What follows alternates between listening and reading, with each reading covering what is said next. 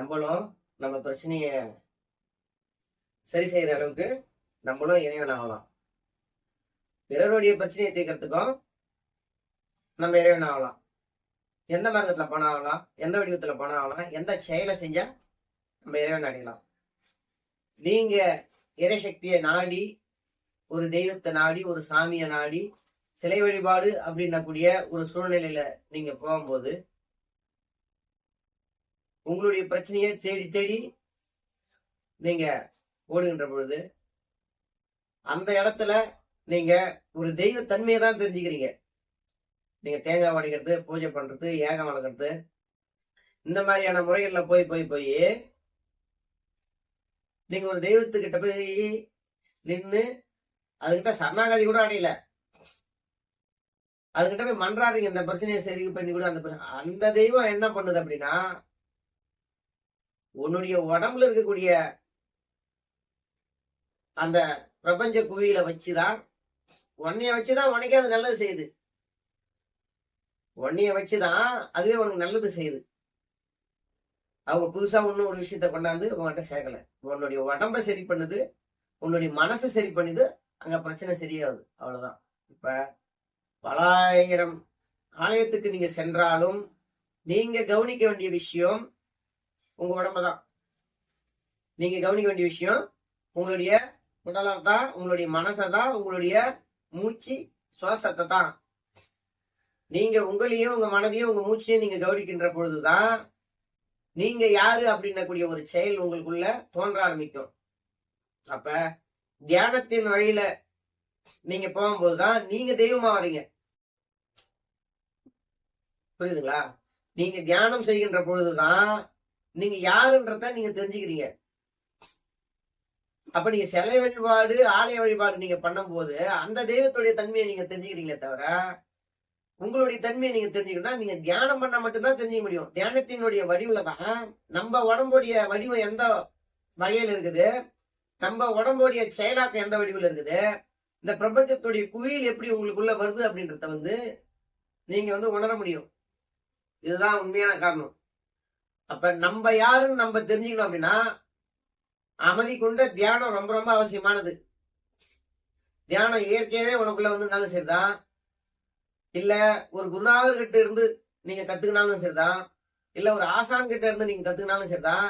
இந்த தியானம் உனக்கு எப்படி கொடுக்கப்படுதோ அந்த வடிவத்துல இருந்து நீ யாருன்ன கூடிய ஒரு செயலாக்கத்தை நீ தெரிஞ்சுக்குவ. மத்தபடி நீ யாருன்னு தெரிஞ்சுக்கணும்னா அதை நீயா தெரிஞ்சுக்கினா மட்டும்தான் உண்டு. நீ தியானம் பண்ணி பண்ணி பண்ணி உன்னுடைய அனுபவத்துல நீதான் யாருன்னு தெரிஞ்சுக்க முடியும். இத பிறர்லாம் எடுத்து சொன்னாலாம் உன்னுடைய மனம் ஏத்துக்காது. உன் வாழ்க்கையில நீயா அனுபவிச்சு நீயா தெரிஞ்சுக்கிறதுலும் ஒரு விஷயத்த உன்னால கத்துக்க முடியாது. யாரு சொன்னாலும் உன்னுடைய மனம் என்பது அடங்காது. ஒரு விஷயத்த நீ கண்டுபிடிச்சு ஒரு சரியான முறையில செயல்படுத்தும் போது உனக்கு குருன்றவர் சொன்னா மட்டும்தான் நீயே அதை ஏத்துக்குவ. ஆனா நீயே ஒரு விஷயத்த கண்டுபிடிச்சு நீயா அந்த விஷயத்தை ஏத்துக்க மாட்ட. அந்த பக்குவத்துக்கு நீங்க வரமாட்டீங்க. ஆனா நீங்க கண்டுபிடிச்ச விஷயங்கள்லாம் உண்மைதான். சரிங்களா? அப்ப நீ யாருன்ற தேடுதல்ல, நாம் யாருன்ற தேடுதல்ல தியானம் ஒரு சரியான வழிமுறை. அமைதி கொண்ட தியானம் என்றது ஒரு சரியான வழிமுறை. அந்த வழிமுறைக்குள்ள நீ போகும்போதுதான் நீ அனைத்துமே கடந்துருவ. சொல்றாங்க தெரியுமா, இவர் முற்றும் திறந்தவர், இவர் எல்லாத்தையும் கடந்தவர். எப்படி எல்லாத்தையும் நீங்க கடக்க முடியும்? உன்னுடைய மனம் எல்லாத்தையும் விரும்பும் போது நீங்க எப்படி எல்லாத்தையும் கடந்து வருவீங்க சொல்லுங்க பாப்போம். நீங்க நல்லா யோசனை பண்ணி பாருங்க. அப்ப தியானம் என்றக்கூடிய ஒரு விஷயத்த உனக்குள்ள நீ செலுத்தும் போதும், நீ தியானத்தை பண்ணும் போதும் தான் உனக்குள்ள உண்மை நிலவரங்கள் என்ன ஏதுன்னு தெரிஞ்சுக்க வேண்டிய ஒரு சூழல் வரும். அப்ப இந்த தியானத்தை பண்ண பண்ண பண்ண பண்ண பண்ண நீ ஆகாய மார்க்கத்துல போக ஆரம்பிச்சிருவ. ஆகாயத்தை நோக்கி போக ஆரம்பிச்சிருவ. எங்க போக ஆரம்பிச்சிருவ? ஆகாயத்தை நோக்கி போக ஆரம்பிச்சிருவ இந்த தியானம் பண்ண பண்ண பண்ண. அப்ப ஆகாயத்துல பறக்கிற உனக்கு தரையில என்ன வேலை? அப்ப எதனா உன் மனம் விரும்புமா? கால் விரும்புமா? வீடு விரும்புமா? மனைவி மக்கள் விரும்புமா? சொத்து பத்து ஆடம்பரம் வளர்ச்சி விரும்புமா? எதையுமே உன்னுடைய மனம் விரும்பாது. இந்த தியானம் பண்ணதுக்கு அப்புறம் இந்த உலகமே உன் வசமாதான் நிற்கும். நீ என்ன சொல்றியோ அந்த செயல்ல நடக்கும். நீ சொல்றதுதான் வேத வாக்கு இந்த உலகத்துக்கு. ஒருத்தவனை நீ என்ன மாத்தணும்னா அதை அவனாவே மாத்திருவ. நீ ஒரு பிச்சைக்காரனை கூட்டு அவனுக்கு நீ அதை செய்யணும்னு நினைச்சினா கூட அந்த காரியங்கள் அப்படியே நடந்துடும். ஏன்னா இந்த பிரபஞ்சத்தினுடைய குவியலினுடைய சக்தியை அந்த தியானம் பண்ணி பண்ணி உனக்குள்ள நீ கொண்டாந்துட்ட. அப்ப அந்த பிரபஞ்சத்தினுடைய குவியலினுடைய சக்தியை வச்சுதான் பிறருக்கும் அந்த அலைவரிசையை கொண்டு அவனுக்கும் நல்ல காரியங்கள் நீ நிகழ்த்துற. இதுதான் உண்மையான விஷயங்கள். சரிங்களா? அப்ப தியானத்துல இவ்வளவு பெரிய விஷயங்கள் இருக்குது. தியானங்கள் பண்ணா மென்டல் ஆயிடுவான், தியானங்கள் பண்ணா பைத்தியக்காரன் ஆயிடுவான். உண்மையான விஷயங்கள் தான். தியானம் பண்ணா பைத்தியக்காரன் ஆயிடுவான் தான், அது உண்மையான விஷயங்கள் தான். ஏன் பைத்தியக்காரன் ஆயிடுறான், எதனால பைத்தியக்காரன் ஆயிடுறான்னு உங்களுக்கு தெரியுமா? அப்ப தியானம் பண்ணி ஒருத்தன் பைத்தியக்காரன் ஆயிடுறானா, இவ்வளவு நாள் வரலிட்டும் ஒரு தெய்வத்தை இதுதான் உண்மை, இதுதான் சத்தியம் அப்படின்னு நினைச்சு வாழ்ந்து வந்திருப்பான். பல வருடங்களா வாழ்ந்து வந்திருப்பான். அப்ப அந்த தெய்வம் இவனுக்கு செய்ய முடியாத ஒரு விஷயத்த இந்த தியானத்தின் வடிவில் அவனுக்கு கத்து கொடுத்துரும். இந்த தியானத்துக்குள்ள போய் அவன் தியானம் பண்ணும் போது அவனுக்கு உண்மை என்னன்னு தெரிஞ்சிடும், உண்மையினுடைய நிலவரங்கள் என்னன்னு தெரிஞ்சிடும், உண்மையுடைய சக்தி என்னன்னு தெரிஞ்சிடும். அப்ப அந்த தியானத்துல இவன் இத்தனை வருஷமா அந்த சாமி கும்பிட்டு பார்க்க முடியாத அற்புத காட்சிகளை, அற்புதமான நிகழ்வுகளை இந்த தியானம் இவனுக்கு கொடுத்துரும். சொல்லுங்க. அப்ப அந்த தியானம் பண்ணி ஒரு சக்தியை நீ பெறணும் போது, அப்ப இத்தனை வருஷம் இந்த சிலை வழிபாடு நான் பண்ணதே ஒரு முட்டாள்தனம் பண்ணக்கூடிய ஒரு சூழ்நிலைக்கு நீங்க வந்தா நீங்க பைத்தியம் ஆயிடுவீங்களா இல்ல அறிவாளி ஆயிடுவீங்களா? அதன் பிறகு அதுல இருந்து கடந்து வர்றதுக்கு தான் உனக்கு சில நாட்கள் தேவைப்படும், சில மாதங்கள் தேவைப்படும். அதை நினைச்சு நினைச்சு நீ ஒரு வேதனையிலே இருப்ப. உண்மையை பார்த்து இத்தனை வருஷம் நீ இதை கடந்துட்டனே, இத்தனை வருஷம் நான் வீணாக்கிட்டேனே, இந்த சிலை வழிபாடை பண்ணி இவ்வளவு நாள் ஒரு முட்டாள்தனமான வாழ்க்கை நான் வாழ்ந்துட்டேனே அப்படின்னக்கூடிய ஒரு சூழல்ல உன்னுடைய மனம் வேதனை கொள்ளும். ஒரு பைத்தியகாரமான செயலை இவ்வளவு நாள் செஞ்சுட்ட அப்படின்றதுனால. அப்ப நீ தியானம் பண்ணதும் சரிதான், சிலை வழிபாடு பண்றதும் சரிதான். ஏன்னா ஒரு குரு என்றவர் ஒரு குருஸ்தானம் ஒருத்தர் பெறாருன்றது அனைத்து அனுபவமும் இருக்கணும். நீ சிலை வழிபாட்டுல இருந்து அதுக்குள்ள நீ தியானத்துக்கு மேற்கொண்டு வந்தா மட்டும்தான் ஒரு சரியான ஒரு பாடத்தை உனக்கு வர மாணவனுக்கு நீ கொடுக்க முடியும். அப்ப எல்லாத்தையுமே நீ கடந்து வரணும். சிலை வழிபாட நீ கடந்து வரணும், எல்லா வழிபாட்டுமே நீ கடந்து வரணும். கடந்து வந்தா மட்டும்தான் நீ குருநிலை அடைய முடியும். நீ எடுத்த உடனே தியானத்துல உட்காந்து நீ எல்லாத்தையும் பார்த்துட்டா எதையுமே உன்னால பார்க்க முடியாது. எல்லா விஷயத்தையும் நீ பார்ப்ப, தெரிஞ்சுக்க முடியாது உன்னால, அனுபவங்கள் இல்லாத போயிடும். பழங்கஞ்சியினுடைய பக்குவ முறை உனக்கு தெரியாத போயிடும். அந்த பழங்கஞ்சி எப்படி இருக்கும் கூடிய ஒரு ருசி உனக்கு தெரியாத போயிடும். அப்ப நீ சொல்ல முடியுமா அந்த பழங்கஞ்சி இப்படிதான் இருக்குன்னு? சொல்லுவ, நீ சொல்றது கரெக்டா தான் இருக்கும். நீ அனுபவிச்சு பார்த்துருக்கிறியா அந்த பழங்கஞ்சியினுடைய ருசி எப்படி இருக்கும், அமிர்தம் மாதிரி இருக்குன்னு நீ சொல்ல முடியுமா? வார்த்தையெல்லாம் சொல்லிடுவ. நம்ம அனுபவிச்சு பார்க்க முடியலன்ற ஒரு எண்ணம் உனக்குள்ள வந்துடும். அதனாலதான் நீ எல்லாத்தையுமே கடந்து வரணும். இதெல்லாம் கடந்து வந்ததுக்கு அப்புறம் நீ ஒரு தியானத்துல உட்காரணும் போது நீ அனைத்து விதமான ஆற்றலும் அனைத்து விதமான சக்தியும் உனக்குள்ள கிடைஞ்சி நீ மிகப்பெரிய ஒரு நிலைக்கு போயிடுவ. ஆகாய மார்க்கத்துல இப்ப ஆகாயத்தை தான் நிப்ப. நீ தியானம் பண்ணா, சரியான தியானத்தை நீ பண்ண அப்படின்னா நீ ஆகாயத்துல தான் நிப்ப. அப்ப கீழே இருக்கக்கூடிய சுற்றுச்சூழல் எதுவுமே நீ விரும்ப மாட்ட. ஒரு கடமைக்குனா இருப்ப. பொண்டாட்டி புள்ள மக்கள் இறைவன் அப்படின்னக்கூடிய ஒரு தருணத்துல நீ ஒரு கடமைக்குனா இருப்ப. உன் மனசுக்குள்ள நீங்க கேக்குறீங்களே நிம்மதி நிம்மதி நிம்மதி நிம்மதின்னு, அந்த நிம்மதி உன் மனசு பூரா இருக்கும், உன் உடம்பு பூரா இருக்கும். பல கோடியை தாந்து கொடுத்தாலும் அந்த தியானத்துக்குள்ள நீ முழுமையடைஞ்சிட்ட அப்படின்னா இந்த பல கோடி குப்பையிலத்துக்கு கடாசரானுவ. எனக்கு வேண்டியதில்லை அப்படின்னு நான் உன்னை கேட்டானுவ. அப்பேற்பட்ட ஒரு வடிவத்தையும் அப்பேற்பட்ட ஒரு செயலாக்கத்தையும் உன் மனசு இந்த தியானம் உனக்கு கொடுத்துரும். இதுதான் தியானம். உண்மையான தியானம்ன்றது இதுதான். சும்மா தியானம் பண்றோம்னா அதை எடுத்தாந்து வச்சு நீ இதை எடுத்தாந்து வச்சு உன் மனசுல இருக்கக்கூடிய குப்பைகள் எல்லாமே அகற்று ஓடிடும். தியானம் அப்படின்றது நீ இத்தனை வருஷமா கும்பிட்டிய சாமி, அந்த சாமியே ஓடிடும். அந்த சாமியை தூக்கி கடாசினாடே அங்க ஒண்ணும் இல்ல, இதுதான் அப்படின்றத.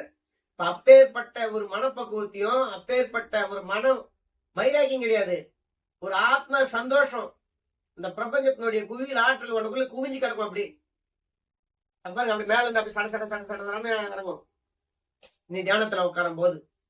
அப்பேற்பட்ட ஒரு அற்புதமான ஒரு சக்திய, ஒரு அமிர்தத்தை நீ உட்கொள்ளுவ. உட்கொண்டு உனக்குள்ள அந்த சக்தியை சேமிச்சு வைப்ப. இதுதான் ஒரு அற்புத தியானத்துல இருக்கக்கூடிய ஒரு சக்தி. இந்த தியானத்தை பத்தி நம்ம சொல்லணும்னா ஒரு நாள் இல்ல, ஒரு வருஷமே பத்தாது. அவ்வளவு விஷயங்களை நீங்க பார்க்கலாம். என்ன நீங்க பார்க்கணும்னு நினைக்கிறீங்க, என்ன அடையணும்னு நினைக்கிறீங்க? இந்த தியானத்தை முழுமையா உனக்குள்ள வந்துட்டுனா எல்லாமே உனக்குள்ள இருக்கும். ஆனா எதுவுமே உனக்கு தேவைப்படாது. ஏன்னா உன்னுடைய மனம் எதையுமே நாடாது. உன்னுடைய மனம் எதுக்குள்ளயுமே நாடாது. இப்ப சொல்றாங்க பாருங்க, பெரிய பெரிய மகான் எல்லாம் குறிப்பிடுறாங்க பாருங்க, இந்த மகான் அதை செஞ்சாரு, இந்த ஞானி அதை பேசினாதான் நான் என்ன செஞ்சேன், நான் என்ன பார்த்தேன், நான் என்ன செயலாக்கத்துல இருக்கிறேன்னு கொடுக்கறதுக்கு தான் நான் வந்திருக்கிறேன். 18 சித்தர்கள் எதை செஞ்சாங்க, ஞானியர் எதை செஞ்சாரு, மகான் எதை செஞ்சாரு, அதை சொல்ல வரல. நான் என்ன என்னுடைய தியானத்துல நான் என்ன பார்த்தேன், 17 வருட ஆன்மீக பயணத்துல நான் எதை பார்த்தேன், நான் என்ன தெரிஞ்சுக்கினேன், நான் என்ன சொல்ல போறேன்றதுதான் நான் வந்துக்கிறேன். நான் அந்த புக்கு கேட்ட பார்த்தெல்லாம் படிச்சு மக்களுக்கு நான் எதையுமே கொடுக்க வரல. நான் என்ன பார்த்தேன், நான் என்ன விஷயங்கள் செஞ்சேன், இப்ப என்ன நாடி வரக்கூடிய என்னுடைய மாணவர்களுக்கு நான் என்ன கொடுக்க போறேன்றதுதான் இது முக்கியமான ஒரு செயல். அதுக்குதான் அந்த வீடியோ பதிவுலாம் நான் போட்டுன்னு இருக்கிறேன். சரிங்களா? அப்ப இப்பேற்பட்ட ஒரு சக்தியினுடைய குவியில தான் நம்ம குவிச்சு வச்சிருக்கிறோம் அந்த தியானத்தின் வடிவுல. நீ பலாயிரம் யாகங்கள் பண்ணி நீ ஒரு சக்தியை உன்னால பெற முடியாது. பல லட்சங்கள் பல கோடிகள் நீ செலவழிச்சு ஒரு சக்திய உனக்குள்ள குவிச்சிக்க முடியாது. ஆனா ஒரே ஒரு தியானத்தின் மூலியமா பல சக்தியினுடைய குவியில உனக்குள்ள நீ குவிச்சிக்கலாம்.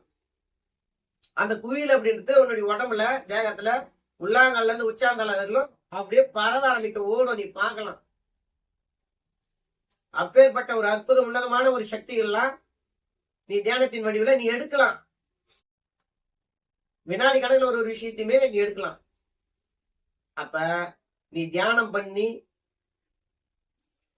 இருக்கட்டாலுமே பொய் இதுதான் உண்மைன்னு தெரிஞ்சு நீ மனம் உறைஞ்சி நீ நிப்பல்ல, அந்த இடத்துலதான் உன்னை நீ தேத்திக்கணும்.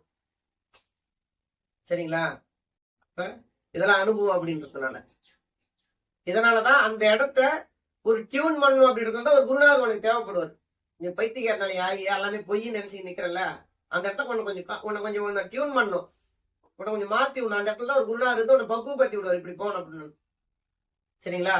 இப்ப குரு இல்லாத பண்ணிடுற மாதிரியான இடத்துல மாட்டிக்கணுங்க பல பேர் இருக்கிறாங்க. பல ஆயிரங்கள் சொல்லலாம், பல நூறுகள் சொல்லலாம். நிறைய பேர் தெரிஞ்சுன்னு இருக்கிறாங்க.